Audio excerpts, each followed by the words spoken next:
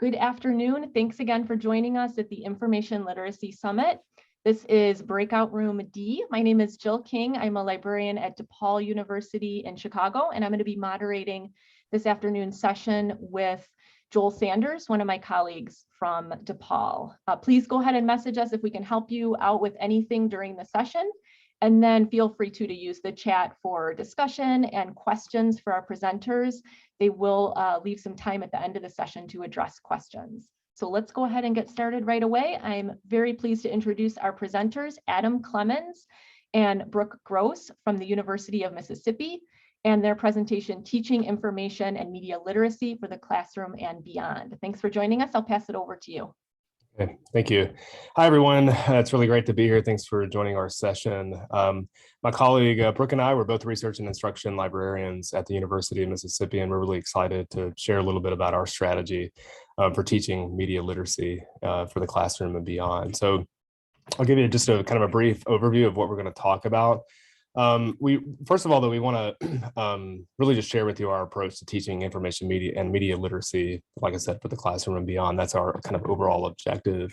But in doing so, we'll share strategies that we've implemented to improve our own information literacy instruction that emphasizes critically practical application, both academic and personal success, and continuous improvement through assessment. Before we get started, though, or jumping into our slides, I want to give you an overview of our session itself. We're going to start with some context. We want to give you a little bit of background about our EDHE program here at the University of Mississippi. It's a part of the University of Mississippi's Center for Student Success and First Year Experience, and I'll talk a little bit more about that shortly. Also, I'll give you some background about the EDHE 202 program itself, which is designed specifically for students seeking readmission to the University of Mississippi after academic suspension or dismissal. And also, I'll give you some context about the library component of that course of EDHE 202. Next, then we'll describe our current approach to teaching the EDHE 202 library session, as well as our future plans for EDHE 202 for this coming fall 2022, and beyond. We'll conclude our session with a brief activity. We want to give you kind of a sense of what it's like to be a student in our classroom before opening the floor for discussion, for questions, comments. Many of you may have experience. We'd love to hear some of that. If you want to drop that in the chat or unmute yourself, that's great. And Brooke and I are going to kind of go back and forth. We each have different slides that we'll share with you. So we're going to kind of take turns doing that in this virtual environment. Okay, next slide, Brooke. So, again, context here before we get into the details of the EDHE 202 library session, which emphasizes critical thinking and fake news and media literacy. We want to provide some context first, like I said. Next slide. And first of all, with the EDHE at the University of Mississippi, like I said earlier, this is part of the university's Center for Student Success and First Year Experience. It offers a suite of courses kind of overall designed to promote success through comprehensive, multifaceted and dynamic initiatives to ensure a collegiate experience, and I'm quoting here, I should have said, the quality collegiate experience at the universities for the university's diverse student population. This includes lots of things, but particularly advising services for students, as well as courses such as EDHE 105, 305, which we also teach here in the library's research and instruction librarians.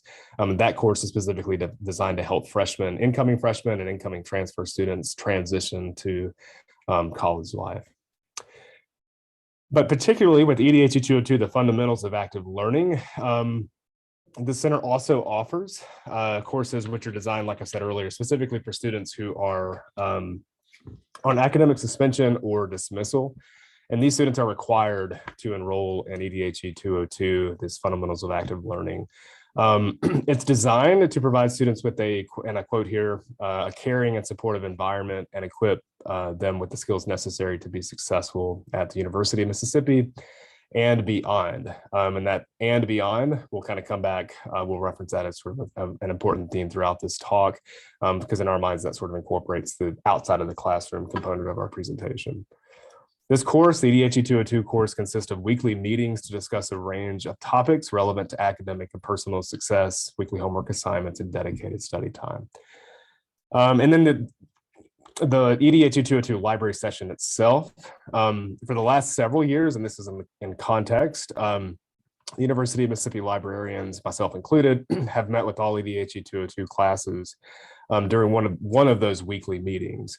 The library sessions have traditionally, these traditional sessions have focused on academic success. The sessions, for instance, have introduced basic research skills to students by teaching them how to evaluate articles, to use in their research paper, to synthesize disparate sources, and critically think about how different sources relate to a research question. A research guide was created to supplement this library session, and specifically we updated that session during the COVID year, so fall 2020 and spring 2021, where we were initially in the fall of 2020 totally asynchronous. They were effectively recording, and then we kind of transitioned into virtual synchronous class attendance in the spring of 2021.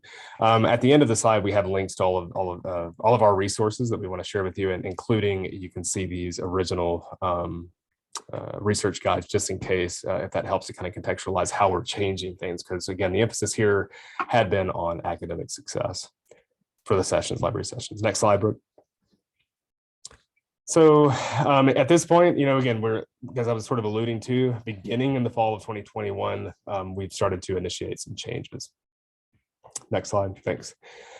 So beginning in the fall of 2021, we leveraged our professional expertise as librarians and information experts to recommend to and eventually receive approval from the EDHE 202 program director to create a brand new library session that focused a lot more on personal success. There was still some component of academic success built in, but the emphasis we wanted to really emphasize, again, the beyond component of the EDHE 202. So we wanted to emphasize the personal success. So to do this, we focused on creating content that would equip students with skills necessary to critically evaluate all types of sources, not just academic sources, particularly though to try to find trustworthy information.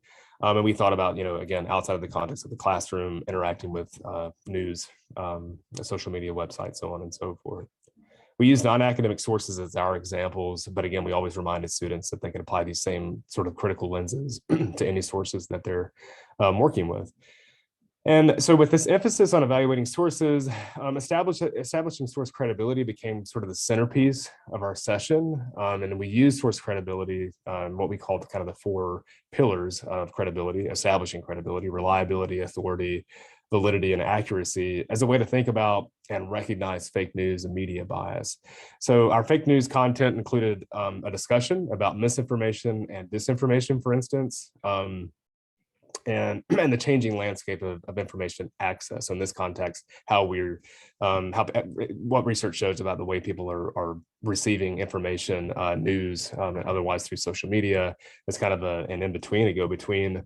And then what comes out of that, something known as the filter bubble, for instance. And then we also had a component about media bias. So this section used the allsides.com media bias chart that many of you are probably familiar with, as an illustrative example of what media bias is and looks like. And so we use it as kind of a jumping off point to discuss media bias.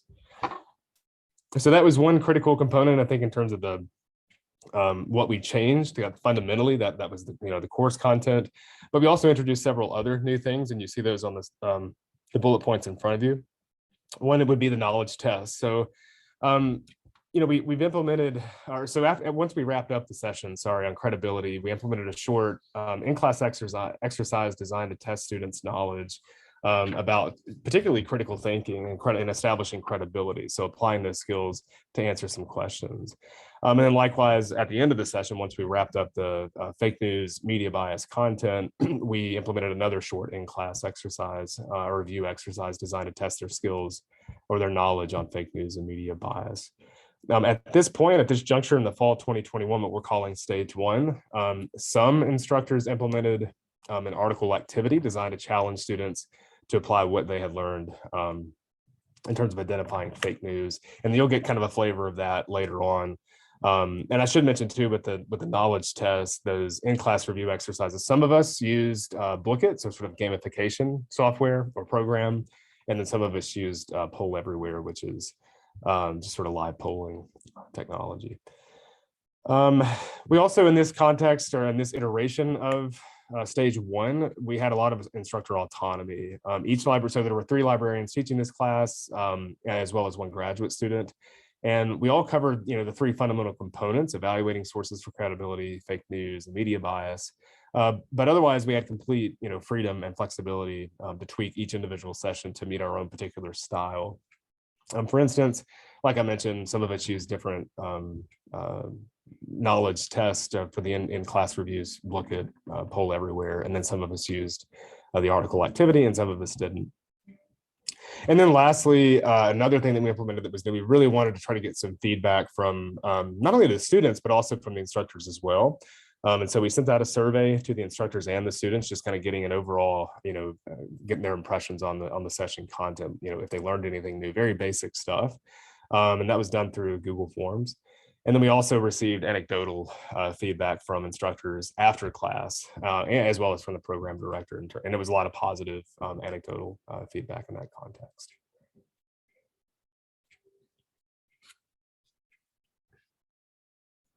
Okay. Thank you so much, Adam. I do have to apologize. There might be a little bit of background noise behind me. I think somebody's having a party in our next classroom over. So if y'all pick up on that, I am so sorry. So I'm going to talk about changes that we made to the library instruction sessions for this semester, spring 2022.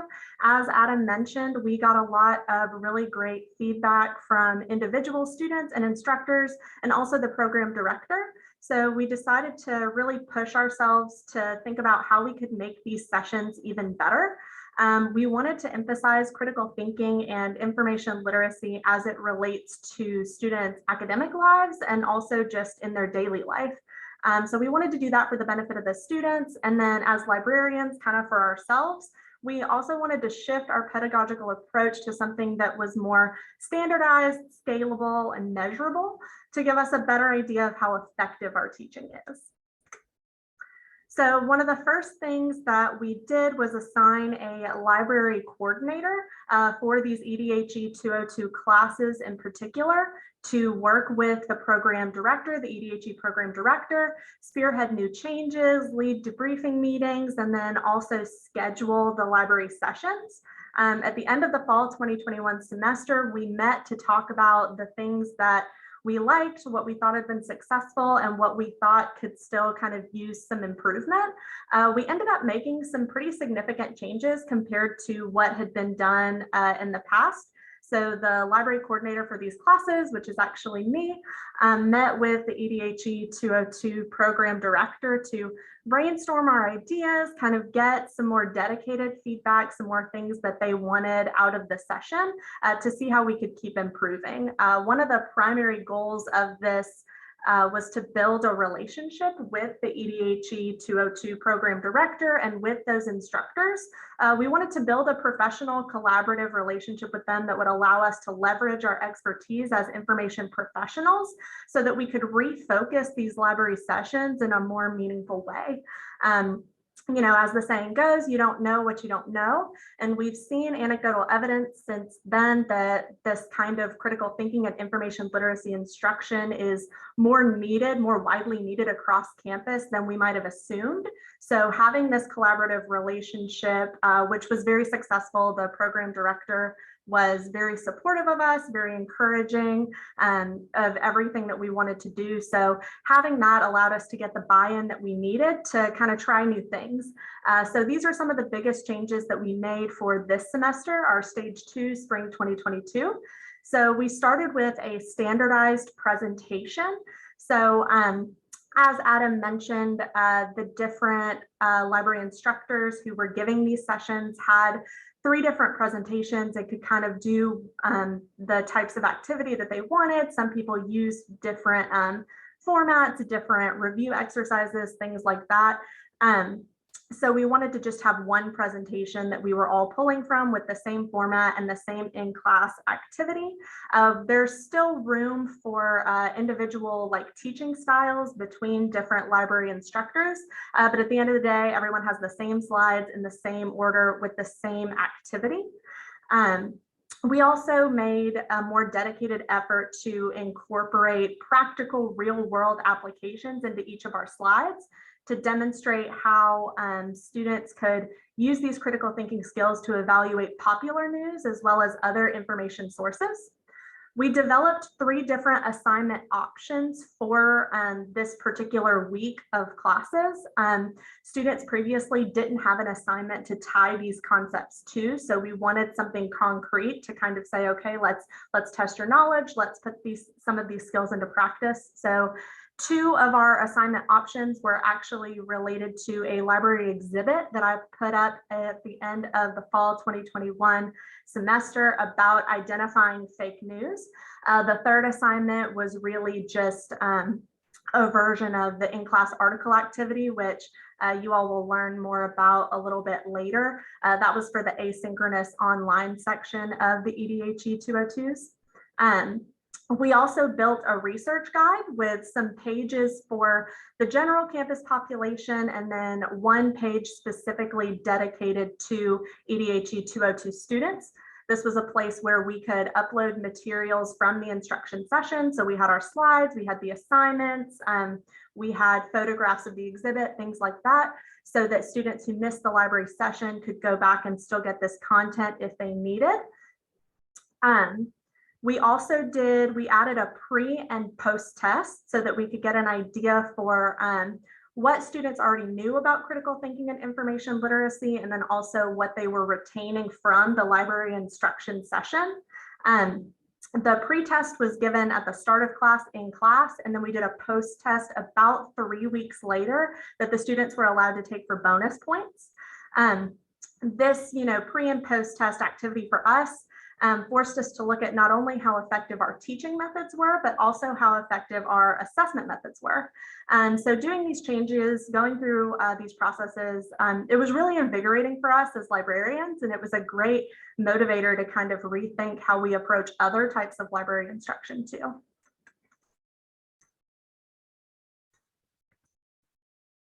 Sorry. So speaking of the pre and post test, we wanted to take a moment to kind of share with you some of the results. And again, this is from the previous, this semester, spring 2022. The graphs you see in front of you, those are the results of the pre and the post test. The pre test is on top, the post test results are on the bottom. The x-axis on both of those shows the number of correct responses, and the y-axis shows the number of students who achieved that score. So for example, if you're looking at the pre-test, approximately 29-30 students answered 8 out of 10 questions correctly. Same with the post-test, approximately 24 students answered 7 of 10 questions correctly. Hopefully that makes sense. And you can see the average for correct answers was 7.47 for the pre-test and 7.43 for the post-test. The median remained the same of 8 out of 10, and the range was also 4 to 10. In total for the pre-test, there were 96 responses and 83 responses for the post-test. We attribute this because the pre-test was administered during the library session. The post-test was administered 3 weeks later. In the classroom outside of the library, those who would have been just when they met during the regular weekly meeting, and there could have been some a dip in attendance, or maybe some students dropped out, we're not sure. Either way, 13 people fewer responded to the post-test. The pie chart on the right side of the slide, that indicates the percentage of students who replied yes or no to the question. This was in the post-test. They replied yes or no to the question, do you feel that you learned something meaningful from the fake news and critical thinking library instruction session? So of the 83 people who took the post-test, 91.6% said yes, 8.4% said no.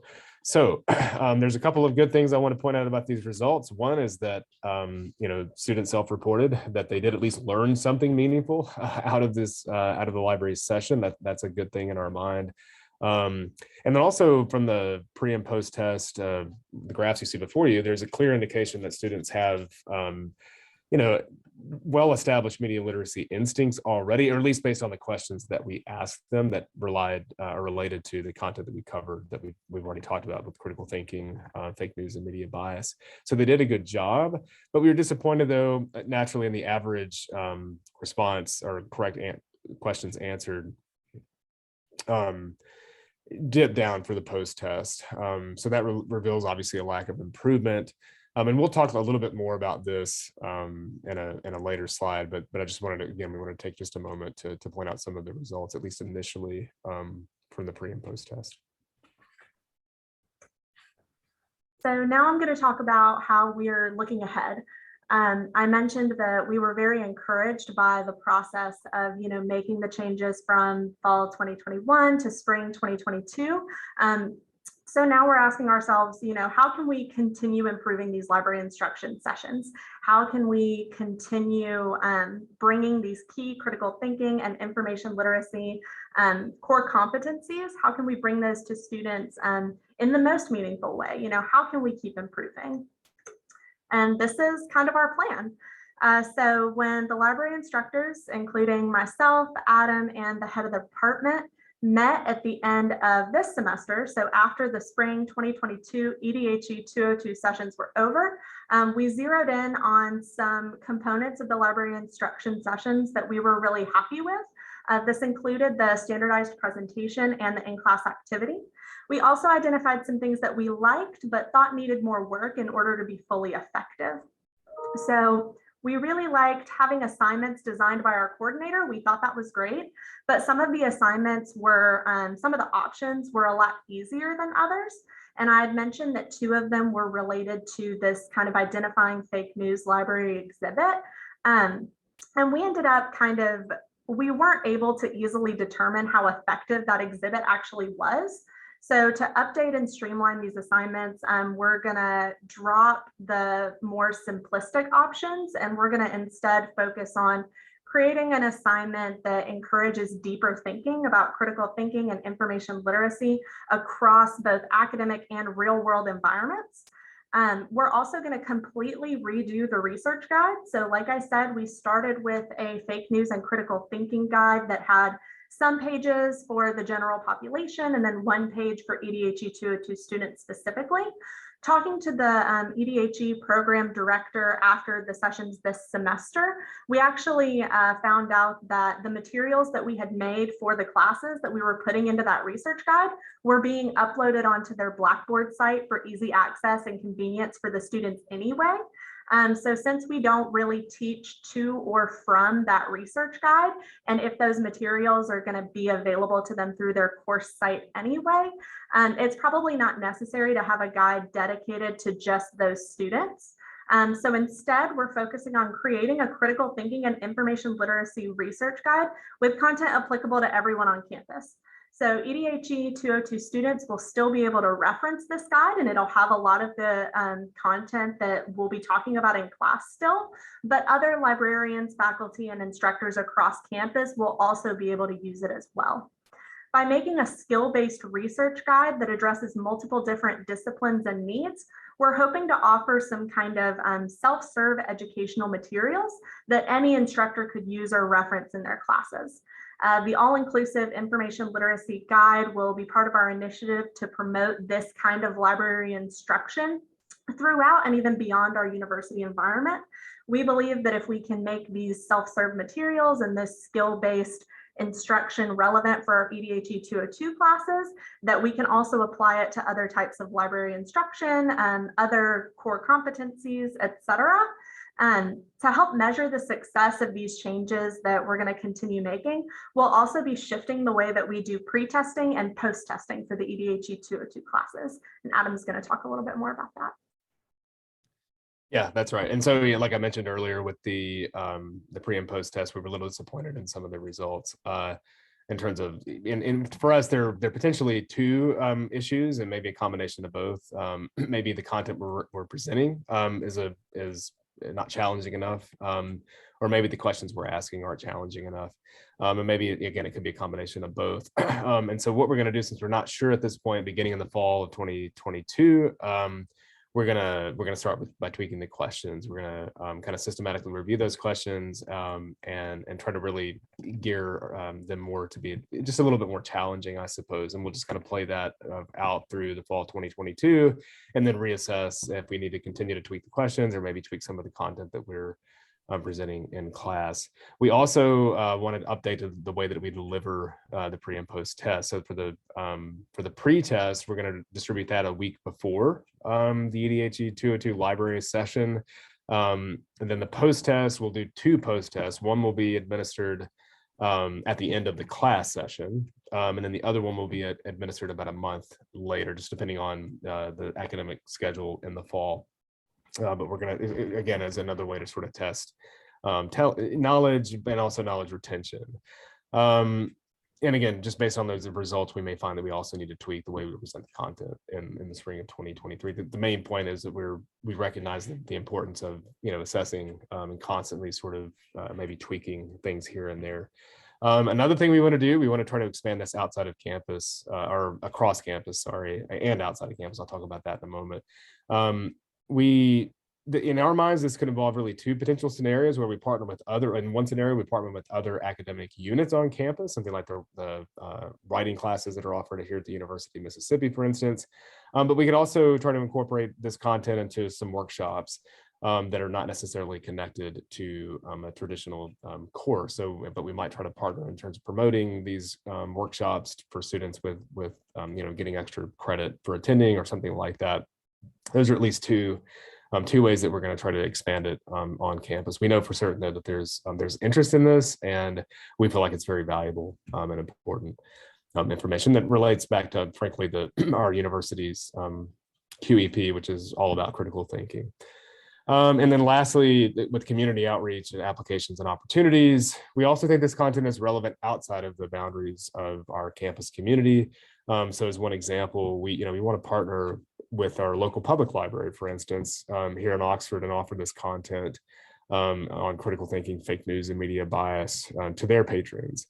And we understand that we're working in an academic environment that's more or less controlled, right? And when you step out into the sort of a public environment, there may be some factors that we need to really be careful about, particularly when it comes to content that relates to deeply held political beliefs and opinions.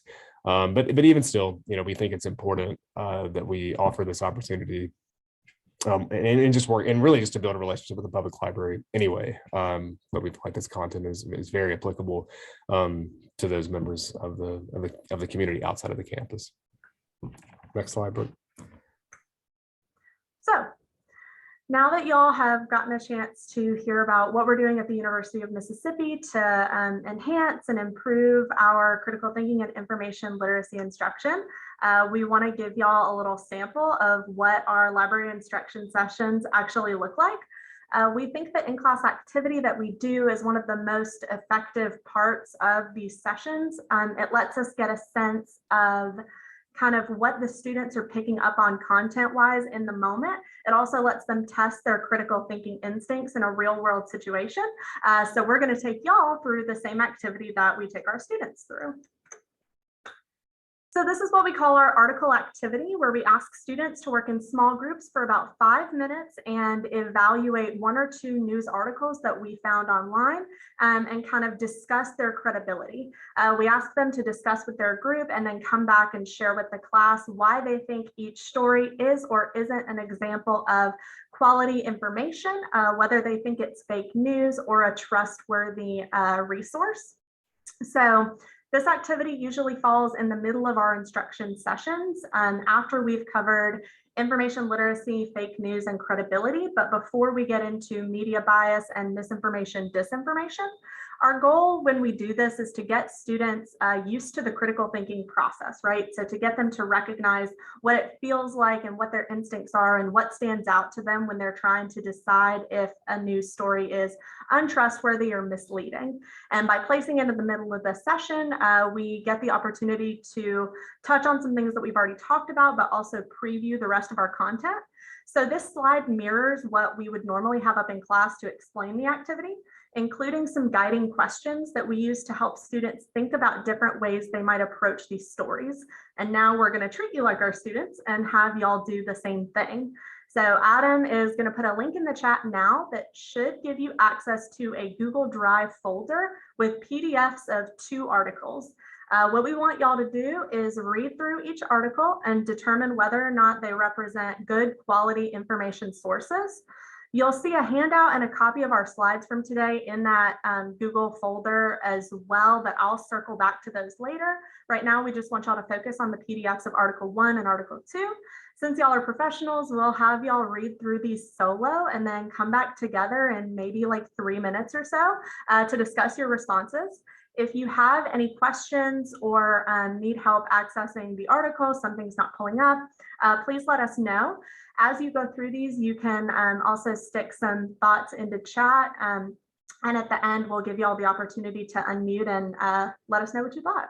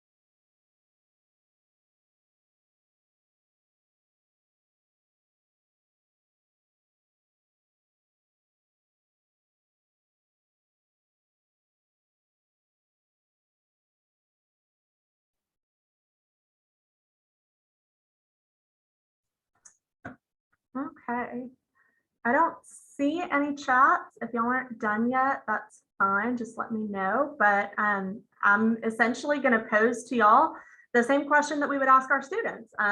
What do you think of these articles? Are they good information sources? Are they fake news? Why or why not?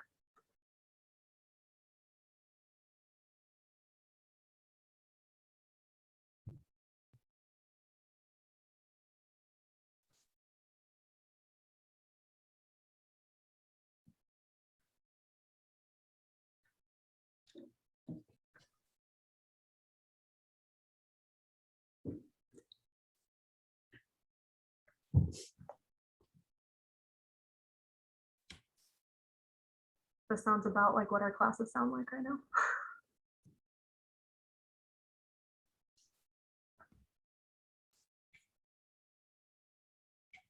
Yeah, it may be hard to convey over Zoom. But yeah, like Brooke said, if you have any thoughts about the articles, please feel free to unmute or drop in the chat. But at any rate, it's just an effort to kind of give you a sense of what we have the students do. Yeah, so As y'all can probably see, each semester we try to pick articles that are relevant at that time.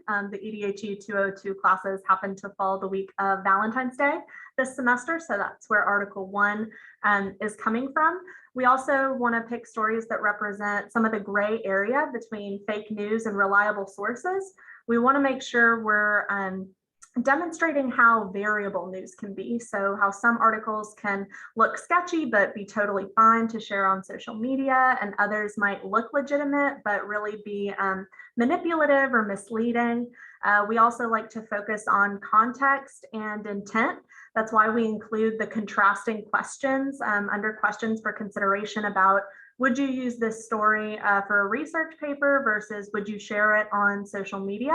Because we want to make sure we're acknowledging what information literacy looks like from an academic perspective and in daily life. This activity also allows us to kind of boost students' confidence. They always pick up on at least some of the red flags, so we can prove, as our pre-test demonstrated, like Adam talked about earlier, we can prove that they already have some critical thinking skills. That real world application in our minds is what really makes these concepts stick. And I see we have a chat, the URLs don't sound academic, first red flag, absolutely. I think it's hellogiggles.com and then welovetrump.com. As Adam kind of alluded to earlier, thinking about, being in a controlled academic environment and having to kind of work around, political opinions and points of view in that way. This semester for that, the vaccine microchip article, we made it a point in our classes to say, hey, when we think about like welovetrump.com, the Trump is not inherently the issue in that URL. It's the we love Trump that is making it, very obviously politically biased. It could have said, we love Obama. It could have said, we love right-wing news. It could have said, anything like that. That's one of the ways that we kind of distinguish, it's not that we're making a political statement, it's that any political bias is something that should be noted. And that is usually one of the first things that our students pick up on as well. For Hello Giggles, that's when we make the connection to say, hey, maybe you wouldn't use this as a research paper, but they do cite their sources. They do have hyperlinks to other kind of sites where they're getting their information. They're also not trying to make a bold statement. So the difference between, would you use it for a research paper? Probably not, but could you share it on social media and not be spreading misinformation? Yeah, that would be the kind of safe thing where, oh, this looks interesting, I can share it on Facebook. So that's one of the points that we make with that. Yeah. The FDA press release for the microchip article, that's one of those that one of the reasons we chose this article was to trip students up just a little bit, because some of them are looking at the FDA release and saying, oh, well, I mean, that's a reliable source, that's the FDA. And at that point we have to say, okay, well, look a little bit more closely, because that's from 2017 and that's not talking about COVID. And so how are they using good quality information sources to manipulate you still?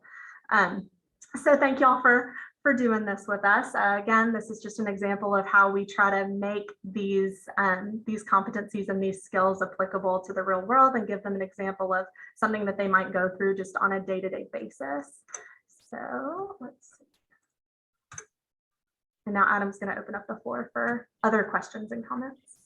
Right, and we have just a few minutes, but yeah, the idea here really has been, kind of, we're trying to establish a kind of loose framework that you may apply to just really try to establish relevancy within the context of classes where maybe you don't have, an assignment tied to the session that you're teaching. I think as librarians, we do that a lot, right?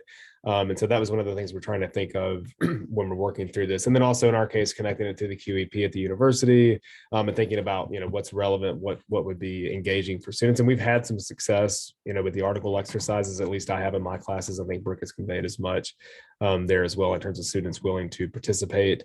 In terms of when we do the article activity, obviously with the pre and post test, we've been very happy with that. And so we're going to continue to kind of refine and tweak that moving forward. But at this point, yeah, we just want to give you a chance. If you have any questions, please feel free to drop those in the chat.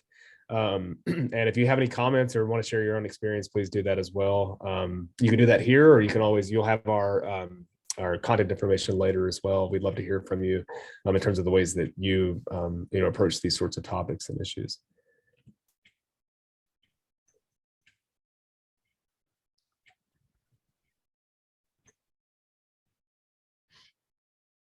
I just figured I'd go ahead and put this up. Oh yeah, that has our email. Yeah. Just in case you want to kind of reach out to us later. But yeah, I think we still have a few minutes if there are any other questions. Thank you so much for sharing your work. Yeah, we do have a few minutes remaining. If anybody would like to ask questions, either unmuting or adding them to chat.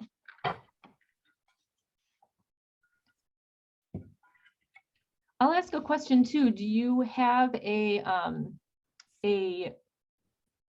sort of like a programmatic instruction program with like a first year writing or composition course at your institution? And how does this like sort of, or just in general, how does this course and the instruction that you do kind of like build on or relate to other library instruction that you're doing at your institution?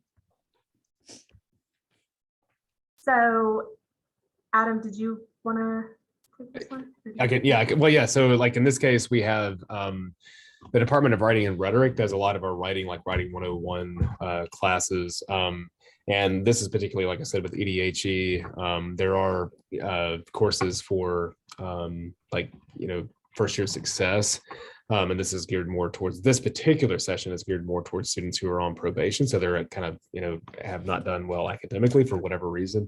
But yeah, that's kind of the idea is that we would try to, scale this up some and start working with, and that's really one of the next steps that we want to do is to try to partner with the writing classes. But traditionally, so what we do probably most, and maybe like many of you, most of our library sessions are geared more towards just sort of introducing students to research. They're very much academically focused, and there's a lot of value in that, clearly. I think Brooke would probably agree with that too, but this is, for us, it's an opportunity to kind of transition to a little bit more kind of skill building exercises. And we want to really, and I think Brooke mentioned that on one of her slides, where we want to try to really kind of package some of these skill-based sessions to either offer in person or have video recordings, things like that. And so that's one of the ways that we imagine that we can scale up. We just need partners on campus, and we're working actively on that now. Did you want to add anything to that, Brooke?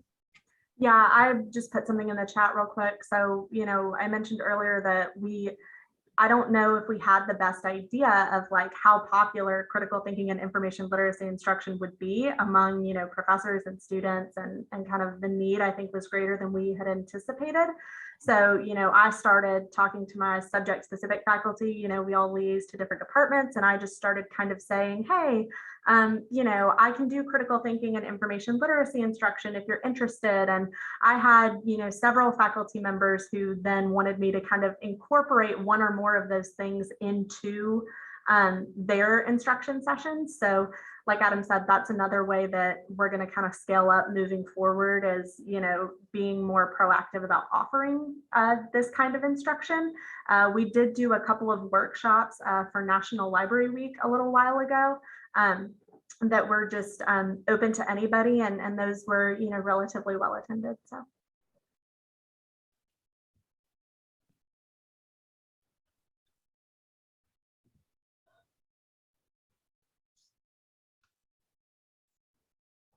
That's great. And it sounds like a really interesting opportunity too, to partner with like some of the community institutions too, like reaching out to public libraries.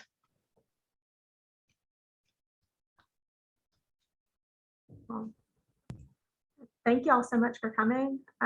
We do have a resources slide as well that's just at the end of this presentation. So these are all hyperlinked to the things that we talked about. So stage 1 and stage 2, you'll see the different materials that we've used throughout this process. Like I said, our emails are on there. Please feel free to reach out to us with any more feedback or questions. But we really appreciate y'all having us today. The same Google Drive folder that we used earlier also has a handout in it that we give our students just as like a take-home reference to kind of get them used to thinking about their information environment in different ways. So yeah, thank y'all. Yeah, thank Great. you, everybody. Thank you so much. Thanks so much for being here with us today.